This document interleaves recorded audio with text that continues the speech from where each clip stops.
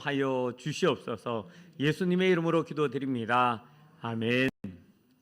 부자이지만 걱정과 근심과 염려가 끊이지 않는 삶이 있고요, 가난하지만 평안함과 기쁨이 있습니다. 어떤 삶을 살고 싶으십니까? 어렵나요? 가난한 사람은 물질로 인한 어려움을 누구보다도 잘 알기에 돈이 있으면 잘 될 것 같습니다. 근심과 걱정과 염려가 있어도 괜찮을 것처럼 그렇게 느껴집니다. 부자로 생활했던 사람들은 나중에야 비로소 진정한 가치가 부에 있지 않다라는 것을 알고 더 중요한 가치를 잃고 놓치고 산 것에 대한 후회와 아픔이 있습니다. 어느 것이 더 나은 삶일까요? 그런데 여기에 한 가지 함정이 있습니다. 가난하지만 평안하고 기쁨이 넘치는 삶 있을까요? 이상적인 것이지 현실적인 삶이라 할 수 없다라는 겁니다. 가난하기 때문에 걱정과 근심과 염려가 끊이지 않는 삶이 오늘 우리가 살아가는 현실입니다. 가난한 중에도 평안하고 행복한 삶을 사는 사람은 거의 찾아보기가 어렵습니다. 그런데 정말 이상적인 삶일 뿐일까요?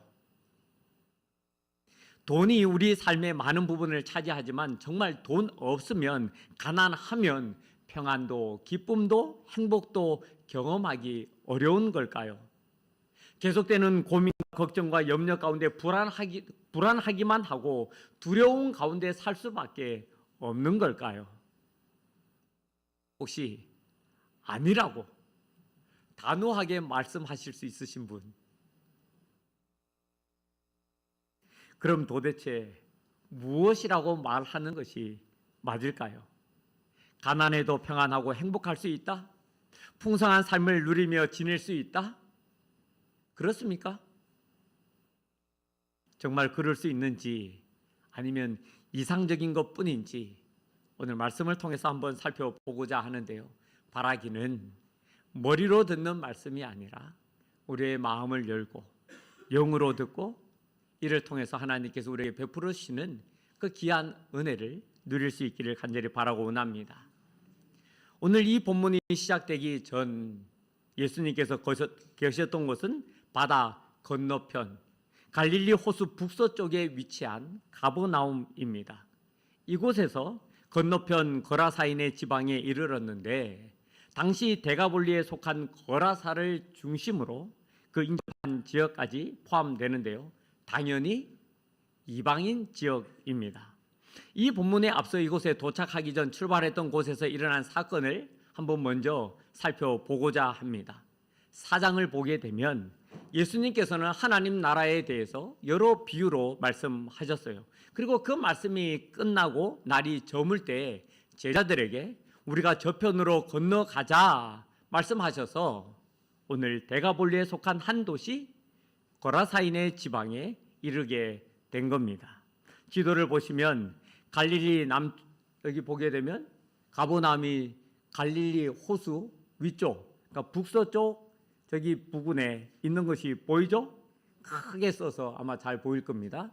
그리고 예수님이 지금 활동하고 계시는 오늘 본문의 내용이 있는 곳은 빨갛게 거라사라고 되어 있죠. 갈릴리 남동쪽 아래 한 55에서 65km 정도 떨어진 곳입니다.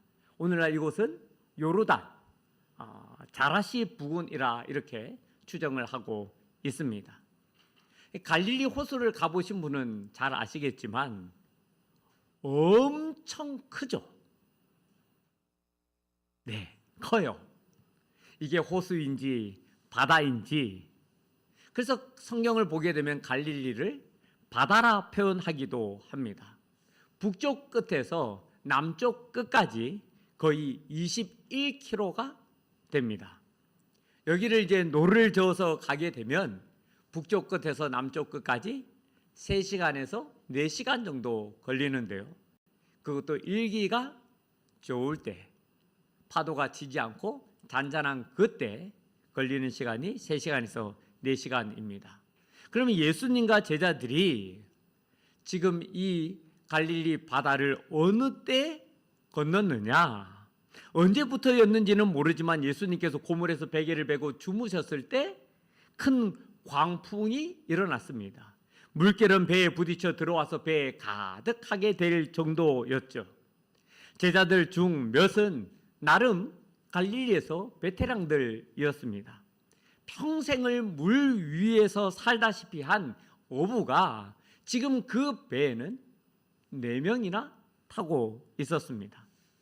하지만 이 4명의 어부들도 어쩔 수가 없었어요.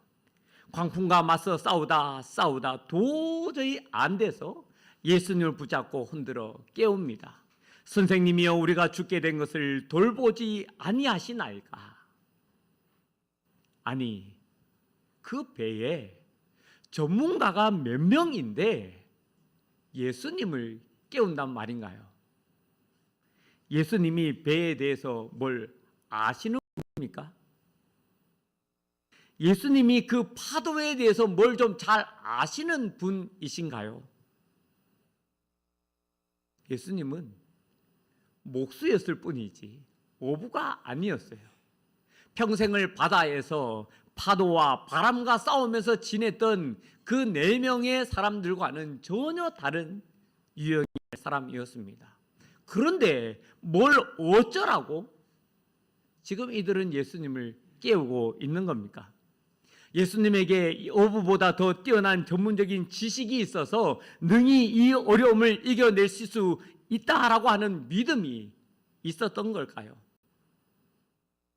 당연히 전문적인 지식에 관해서는 베드로나 야고보, 요한, 안드레가 훨씬 더 낫죠. 그럼에도 예수님을 깨웠던 것은 상황에 대한 절박함이었고요. 예수님이라면 무엇이라도 하실 수 있을 것이라고 하는 막연한 기대감과 믿음을 가졌던 거였습니다. 그래서 이런 상황에서도 주무시고 계시는 예수님께 도움을 요청하고 있는 거예요. 선생님, 우리가 다 죽게 생겼습니다. 선생님만이 우리를 살리실 수 있을 것 같으니 제발 우리를 좀 도와주세요. 그러자 예수님은 단 한 방에 상황을 정리하셨습니다. 잠잠하라, 고요하라. 그자 정말 말도 안 되는 일이 눈앞에서 벌어졌지요.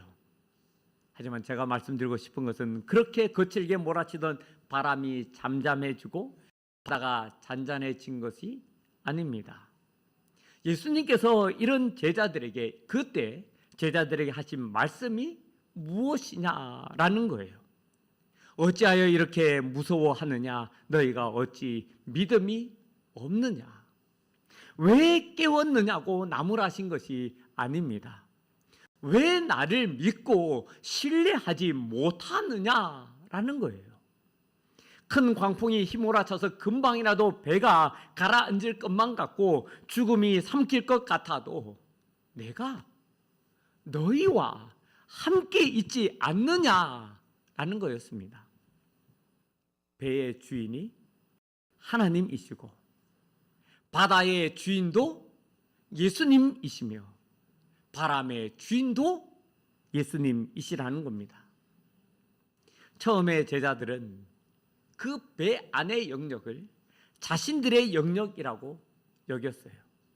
그리고 바람도 바다도 자신들의 전문 영역으로 여겼습니다. 그래서 문제가 생겼을 때 자신들이 해결하려고 해서요. 근데 이 일에 철저하게 실패하고 예수님으로 인해서 상황이 종료된 것을 보고 그들이 깨달았던 것은 모든 것의 주인은 하나님이시다라는 것. 그래서 하나님의 능력과 권능 앞에 제자들은 한결같이 두려운 마음이 들었던 겁니다. 그런데 이 제자들에게 두려운 마음만 들었을까요? 이 글을 읽는 독자 역시 두려움만 느끼겠습니까? 예수님만 계시면 안전하겠구나. 예수님과 함께라면 평안하겠구나. 살만하겠다. 좋겠다. 이런 마음도 들지 않겠습니까? 전문적인 지식이나 이성적이고 합리적이며 과학적인 것, 이 사건에서는 아무 의미가 없어요. 그저 단 하나의 진실, 예수님이 주인이시다라는 겁니다. 바람도 바다도 배도 주인이신 예수님께서 다스리는 것이니 예수님 안에 거할 때 좋다라는 겁니다. 그런 줄로 믿습니다. 우리는 때로 현실이 우리 영역이라고 생각할 때가 있어요. 우리의 가정이, 직장과 일터가 하는 일이 내 영역이고 내가 할 수 있는 일이라 여깁니다. 하지만 실제는 그렇지 않다라는 겁니다. 모두가 하나님의 영역이에요. 하나님께서 다스리시고 통치하시는 하나님의 영역입니다. 그래서 우리가 하나님 안에 있을 때는 어떤 상황이든 참으로 어떤 상황에서든 평안하고 기쁘고 행복함을 누릴 수가 있습니다. 아멘. 배가 흔들리지 않고 광풍이 부는 일 따위도 없고 파도도 잔잔해야 평안하고 풍성한 삶을 사는 것이 아니라는 겁니다. 광풍이 몰아친다 할지라도 예수님과 함께 있을 때 그때 평안할 수 있다라는 것이고요. 배가 아무리 뒤집힐 정도로 흔들린다 할지라도 예수님 곁에 계실 때 그때 우리는 평안하고 행복함을 누릴 수 있다라는 겁니다. 아멘. 제 말이 억지로 끼워 맞추며 강요하는 듯 느껴지십니까? 오늘 우리가 읽은 본문에서 예수님은 거라사인의 지방에 이르러 더러운 귀신 들린 한 사람을 만났습니다. 그는 멀리서 예수님을 보고 달려와 절하며 큰 소리로 부르짖어 말합니다. 지극히 높으신 하나님의 아들 예수여, 나와 당신이 무슨 상관이 있나이까? 원하건대 하나님 앞에 맹세하고 나를 괴롭히지 마옵소서. 이미 예수님께서 그에게 들어가 있는 귀신을 향해 나오라 명령하셨기 때문이었죠. 그에게 들어갔던 귀신의 이름은 군대였어요. 그만큼 많았다라는 거죠. 마침 돼지의 큰 떼가 산 곁에 있었기에 돼지에게로 보내어 들어가게 해달라고 부탁드렸고요. 예수님께서 허락하시자 더러운 귀신들이 들어간 거의 2,000마리나 되는 그 돼지떼가 비탈로 내리 달리더니 바다에 떨어져서 몰사했습니다. 돼지를 치던 사람들은 이 일로 놀라 여러 마을에 가서 말했고요. 그 소식을 듣고 온 사람들은 예수님과 귀신 들렸던 사람이 옷을 입고 정신이 온전하여 자리에 앉아 있는 것을 보았지요. 바로 얼마 전까지만 하더라도 여러 번 고랑과 쇠사슬에 매였음에도 쇠사슬도 끊어버리고 고랑도 깨뜨릴 정도로 초인적인 힘을 발휘하던 그였습니다. 밤낮 무덤 사이에서 산에서 늘 소리 지르며 돌로 자기 몸을 해치고 있던 사람이 이제는 순한 양처럼 자리에 앉아 있는 것을 보게 된 겁니다. 그는 한 마을도 아니고 여러 마을에 잘 알려진 존재였어요. 그만큼 귀신 들린 이 한 사람으로 인해서 많은 사람들이 불편을 겪고 있었다라는 겁니다. 그런데 이제 온전해졌어요. 그를 괴롭히던 귀신들도 떠났고요. 자신들을 괴롭혔던 귀신 들린 사람도 고쳐졌습니다. 이 상황을 눈앞에서 보고 그것을 확인한 마을 사람들이 고침받은 그 사람에게 무엇이라고 말해야 할까요? 만약 여러분들이라고 한다면 이 귀신 들린 사람을 고친 예수님을 향해서는 뭐라고 하시겠습니까? 그들이 예수께 그 지방에서 떠나시기를 간구하더라. 그들은 귀신 들린 사람이 나은 것을 기뻐하지도 또 축하하지도 않았고요. 예수님께 감사하지도 않았습니다. 오히려 떠나시기를 간구했어요. 도대체 무슨 이유 때문일까요? 자신들의 삶의 영역이었습니다. 적어도 자신들의 통제하에 있어야 했고요. 자신들이 통제할 수 있어야 했어요. 뿌리고 심고 거두고 기르고 먹이고 사고 파는 것을 통해서 일상을 자신들이 관리하고 조절할 수 있어야 했어요. 하지만 관리도 조절도 못했지요. 오랫동안 귀신 들린 사람으로 인해서 정신적으로 스트레스를 받았고요. 안전함과 평안함과는 거리가 먼 삶을 살았습니다. 언제 귀신 들린 이 사람 때문에 무슨 일이 생길지도 모를 그 불안함에 떨며 지내야 했고요. 그로 인해서 두려운 마음도 있었습니다. 이 세월이 계속되자 마을 사람들은 몸도 마음도 다 지쳐 있었습니다. 그런데 이제 귀신 들린 사람을 고침받자 안전해졌어요. 평안해졌습니다. 불안 요소는 제거되었고 두려워할 이유가 다 사라졌습니다. 데가볼리 사람들의 일상은 이제 자신들에 의해서 조절 가능한 상태가 된 겁니다. 그런데 여기서 하나 통제할 수 없는 것이 있어요. 예수님의 능력입니다. 귀신 들린 사람도 귀신도 돼지도 다스리고 통치하시는 예수님의 능력은 자신들의 능력 밖이었어요. 그리고 귀신 들린 사람 때문에 지불했던 대가보다 예수님에 의해서 변화되는 삶의 대가는 훨씬 더 컸습니다. 이미 돼지떼가 2,000마리나 되는 그 돼지들이 다 몰살당하면서 상당한 재산과 생계수단을 다 잃어야 했습니다. 만약 예수님께서 그 자리에 계속해서 머물러 계시다가는 또 어떤 손해 비용을 지불해야 할지 가늠조차 할 수 없는 겁니다. 데가볼리 사람들의 선택이었어요. 갈릴리 호수에서 제자들은 큰 광풍을 만나서 세상의 진정한 주인이 누구인지, 그 주인이 자신들의 주가 될 때 어떤 일이 일어날지를 몸소 경험하면서 깨닫게 되었습니다. 그래서 그들은 두려운 마음이 들기는 했지만 두려움으로 그쳤던 것이 아니라 예수님과 함께하는 믿음을 선택했어요. 비록 여전히 예수님이 누구신지에 대한 온전한 지식도 없었고요. 또한 온전히 따르지도 못했지만 그들은 예수님과 함께하는 믿음의 삶을 선택했습니다. 하지만 데가볼리 사람들은 예수님을 떠나보내는 선택을 했어요. 그들이 귀신의 지배당하면서 고통 가운데 살았던 사람이 해방된 것도 함께 기뻐하지 못했던 것은 당장 눈앞의 경제적 손실이 너무 크게 다가왔기 때문입니다. 그래서 그들을 모든 죄와 사망의 억압 곳에서 해방하고 자유하게 하실 예수님과 함께함을 선택하지 못했어요.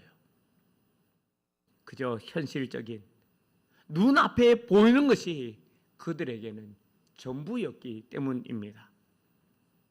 귀신 들린 사람으로 두려워 떨었던 그들이었고 귀신조차도 두려워 떨며 떠나가게 하신 예수님도 두려웠지만 그 두려움은 두려움에 지나지 않았던 겁니다. 믿음으로 나아가야 할 두려움이 현실적인 문제 때문에 더 나은 삶을 위한 선택을 하지 못하게 만든 거죠. 귀신 들렸던 사람은 경제적인 것도 명예와 권세, 사람들의 칭찬과 인정, 노후를 대비한 삶에 매일 것이 없었어요. 오로지 귀신에만 매여 있었기 때문입니다.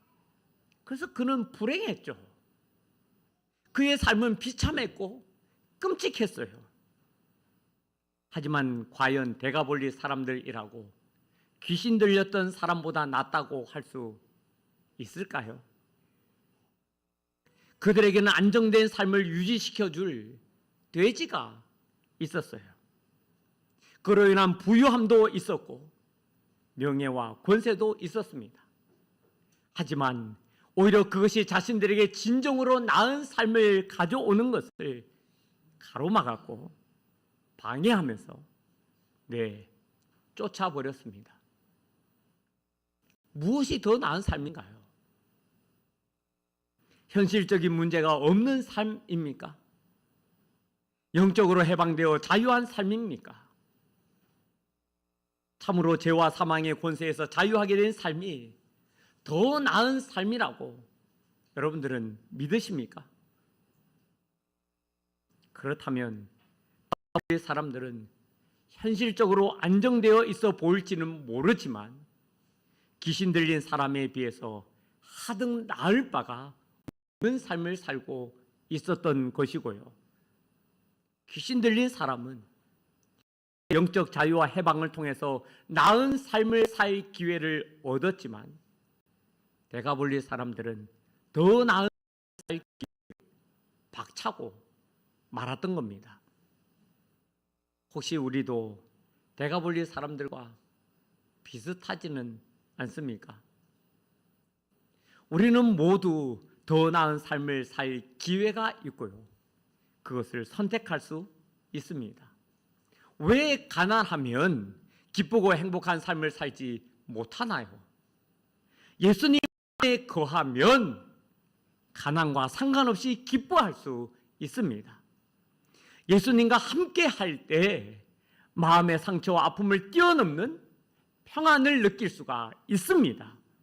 예수님만 계시면 상황과 환경과 관계없이 행복할 수 있습니다. 행복은 우리가 사는 가운데 현실적인 것이 충족될 때 느껴지는 것이 아니라 예수님으로 인해서 주어지는 것이기 때문입니다. 그래서 선택이에요. 가난함으로 인한 상실과 소외, 좌절과 낙심을 느끼느냐, 그 안에서도 예수님과 함께하는 기쁨을 누리느냐, 마음의 상처와 아픔을 주는 상황으로 인해서 고통스러워하며 지냈느냐, 그 상황을 다스리고 통치하시는 하나님께 맡기고 평안함을 누리느냐, 원하는 대로 되지 않아서 낙심하고 눈물을 흘리느냐, 모든 짐을 대신 지시고 위로하시는 그 하나님으로 행복함을 느끼느냐, 더 나은 삶을 위한 선택이고요. 이것은 믿음의 선택입니다. 쪽방촌에 사는 권사님 가정이 있었습니다. 매일이 먹고 살 것을 걱정해야 할 만큼 살림살이는 어려웠고요. 가족들 모두 함께 눕기에도 비좁은 방 한 칸에서 지내야 했어요. 하지만 권사님의 얼굴에는 흐린 날이 없었어요. 잔뜩 찌푸리고 찡그린 날도 없었고요. 수심 가득한 날도 없었습니다. 늘 맑음처럼 환하고 밝은 얼굴이었습니다. 그 권사님께서 이러셨어요. 눈에 보이는 것은 다 걱정할 것들이고 불안한 일들이었어요. 어느 날 더 이상 버틸 수 없어서 하나님 앞에 울며 기도하는데 믿음으로 라고 하는 한 단어가 생각났어요. 그래서 성경을 찾았고 소리내어 읽었습니다. 믿음으로 아벨은, 믿음으로 에녹은, 믿음으로 누구는, 이러는데 갑자기 믿음으로 나는 하는 말이 저절로 튀어나오면서 가슴이 뜨거워졌습니다. 그리고는 깨달았죠. 나와 가족의 주인은 하나님이시니 하나님께 맡기고 나는 하나님께서 허락하신 것을 누리자. 그때부터 빈 쌀떡 쳐다보며 걱정하기보다 오늘도 호흡하며 찬양할 수 있게 하신 하나님을 바라보았어요.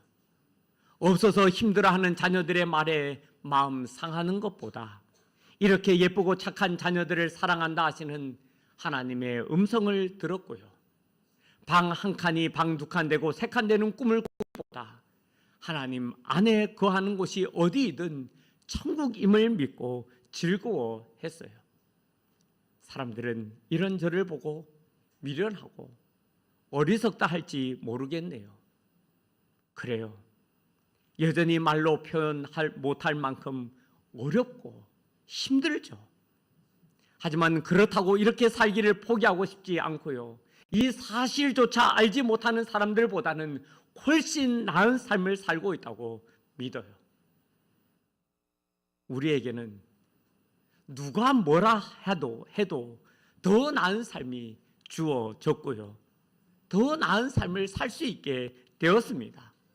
걱정과 근심과 염려로 두려워하며 사느냐, 그 상황까지도 하나님의 주권 아래에 있음을 믿고 하나님으로 즐거워하면서 사느냐, 우리의 믿음의 선택에 따라 더 나은 삶을 살 수도 있고 그렇지 못할 수도 있습니다.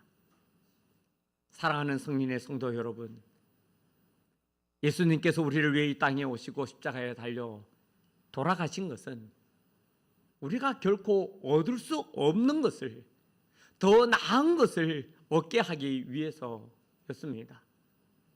예수님은 우리에게 더 나은 삶을 살게 하시려고 자신의 생명까지 아끼지 않고 내어 주셨어요.